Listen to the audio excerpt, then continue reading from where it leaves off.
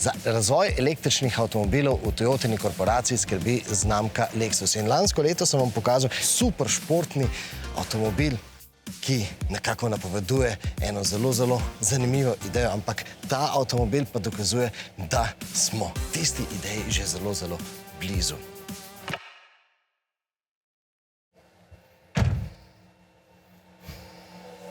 No, lanski model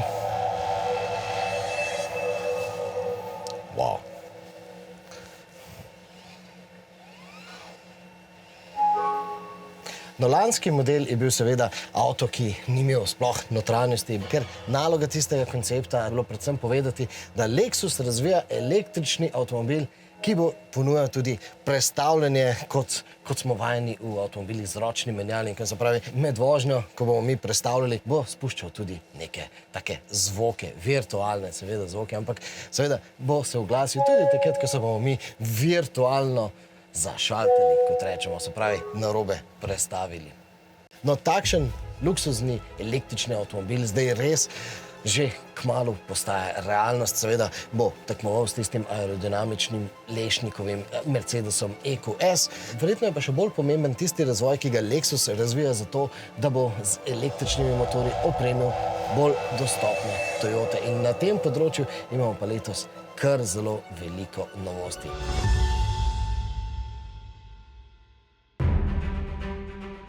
Even within BEV, we need to consider a kind of different options based on the customer needs. In terms of batteries, I think what we see from the market is there are different needs. And if you imagine to plot it on two axes, of course, one is towards higher performance batteries, but one is towards affordability. BN26 will have the performance battery that will be enhanced, especially in a range point of view. Also, cost will be reduced and a quicker charging time. That's still a prismatic battery, so that's the performance one. In parallel with that, we'll also have the LFP technology. LFP technology is mainly focusing on the affordability axis. Still enhancing performance from today, but mainly considering the affordability. And that will be already with the bipolar architecture, which gives it advantages from a packaging and point of view. Moving on in time, we'll have the high-performance battery building also the lithium-ion type of battery with the bipolar configuration. And moving on from there, obviously, towards the end of the decade, we'll have the solid-state batteries. Futuristični Lexus naj bi torej ponujal doseg celo prek 1000 kilometrov in ga bomo lahko ekspresno hitro napolnili. Naj pa vam zdaj pokažemo napoved dostopne električne Toyote. Naslednji Toyota BZ, ki ga lahko pričakujemo v Sloveniji v začetku leta 2025, pa bo mali mestni električni BZ. In seveda, na prvi pogled bi lahko rekli, da je to električni Toyota Yaris Cross, ampak če lahko kaj sklepamo po tem konceptnem avtomobilu, bo električni Yaris Cross večji, bolj pompozen, bolj nastopaški avtomobil in vseboval naj bi tudi nekaj tistega Lexusovega premijskega šarma. Pa čeprav tam spredaj sveti, ni samo nalepljena značka Toyota. Kako bodo te nove električne tehnologije razporedili po razstavljenih konceptnih modelih, no to bomo izvedeli na prihodnjih kongresih Kenshiki. A glavno vprašanje je predvsem, kako bo Toyota sploh lahko dosegla te izredno ambiciozne cilje glede dostopnosti. No, dva aduta imajo v rokavu in prvi temelji na šolsko vzorni Toyotini proizvodnji. What is our thinking towards the next platforms is to consider the center portion as a standardized portion between many different vehicles. And that's very important to think about future platforms. How can you commonize as much as possible to reduce the cost ultimately? You have a front section, you have the middle where the battery is, and the rear section. You have small electric motors that you can put wherever you want. And the center section especially focused on standardizing of battery sizes. Danes smo tudi napovedali, da bomo spremenili naše tovarne, kjer se bodo avti avtonomno vozili skozi tovarno, ne bo več traku v tovarni, ki bo omogočil veliko večjo fleksibilnost proizvodnje, ker bomo lahko postavili majhen in velik avto na isto delovno mesto, hkrati pa za našo kvaliteto in za našimi garancijami, ki grejo do 10 let na baterijo in na vse sklope, bomo zagotovili, da bo prodajna cena rabljenih vozil dovolj visoka, tako da lahko ugodne finančne pakete ponudimo tudi našim strankam. Torej, v igri je tehnologija, ki bo omogočila denarne ugodnosti za kupca, pa tudi za Toyoto. Ne gre samo za kvaliteto vozila, gre tudi za kvaliteto baterije. Z našo tehnologijo, ki je predvsem pomembna pri novih baterijah, kjer bodo baterije zadržale kapaciteto tudi pri veliki uporabi, veliko kilometrih in skozi daljše obdobje, je zelo pomembno. Pa naj ponovim, vsi imamo koristi, če avto z boljšo baterijo bolje ohranja vrednosti. In kakšne so te koristi za kupca, je povsem jasno in očitno. Seveda pa zdaj poglejmo, kateri so tisti prihranki za Toyoto, ki se skrivajo v dobri bateriji. Once we have those rare earths, let them make sure that we use them very wisely. And let them make sure that we keep them within, our boundaries. And that's the most important. If it's for reuse, recycle, it doesn't matter, but we need to make sure we can keep on using those rare earths over and over again. Yeah. Circular economy oziroma cirkularna ekonomija je zelo pomembna tudi v naših planih. Gremo na tako imenovani asset management, oziroma da bomo zadržali lastništvo nad vozili in s tem zagotovili, ko je vozilo obrabljeno, da ga lahko nazaj prevzamemo, recikliramo baterijo in se takrat odločimo, kaj bomo s to baterijo naredili, glede na stanje baterije. Ali jo bomo obnovili in uporabili spet v vozilu, ali jo bomo razgradili, ali jo bomo pa uporabili za sekundarno uporabo kot zalogovnik za energijo.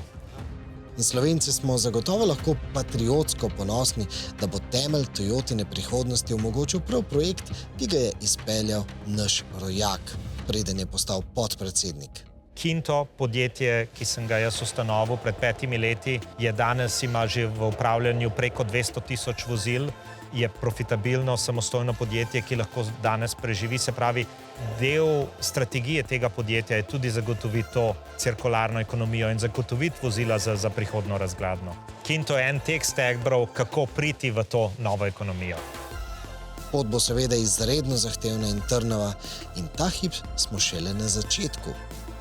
Trenutno prodamo približno 1/10 vozil preko Kinta, vseh novih vozil.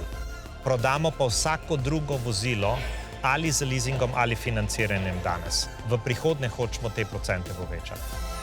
Naj pa dodam, da je Kinto zdaj po novem na voljo tudi v Sloveniji, kar so nam obljubili z odprtjem lastne banke, je zdaj končno tudi realnost.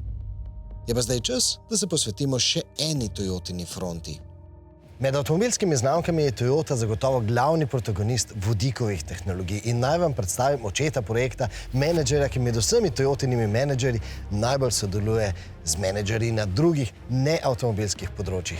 Namreč v svojem službenem času on posluje z ladjarji, pa proizvajalci tovornjakov, avtobusov, pa tistimi, ki skrbijo za električno infrastrukturo in celo s organizatorji velikih koncertov. V vse te aplikacije je že uspel prodati takšen Toyotin elektromotor, ki pa zdaj svojo elektriko pridobiva iz teh jeklenk napolnjenih z vodikom. 7,8 kg vodika je v njih in takšen vir energije so zdaj vgradili celo v legendarnega Hiluxa. If I look at trucks, trucks will need several tons of battery in order to be able to transport heavy duty. As the hydrogen system is lighter, we can win a certain payload for the trucks. And that is the same kind of story that we have actually for the Hilux. Yeah? If you put that full of batteries, I can guarantee you, if you replace that with hydrogen tanks, it will be lighter.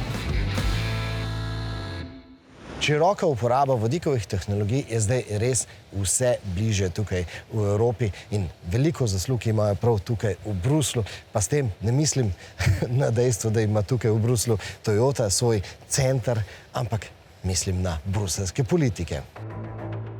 The plan of the EU at the moment. The idea is to build 10 million ton of green hydrogen production. That means they will put in place electrolyzer infrastructure to make green hydrogen. But for that green hydrogen, we need green electricity or we need local excess green electricity. For instance, sometimes there's peaks in the grid. We need to recover that. There's also the winter-summer. In the winter, there's not a lot of renewable. In the summer, there's a lot of renewable. So hydrogen can actually use that. So those kind of things are regional production of green hydrogen. But we have to be honest, Europe cannot 100% cover today. Also in the future will be a challenge all the energy requirement, everything, heating, transport, etc., will be very difficult to cover. There are regions in the world where there's abundant renewable. Saudi Arabia, south of Africa, in the South Americas. There's a lot of actually renewable electricity, which you can transfer into hydrogen. If we could build, let's say, electrical lines over such distances, that could be an option, but that is actually not so realistic, not with these distances. That's why hydrogen and import of hydrogen makes a lot of sense.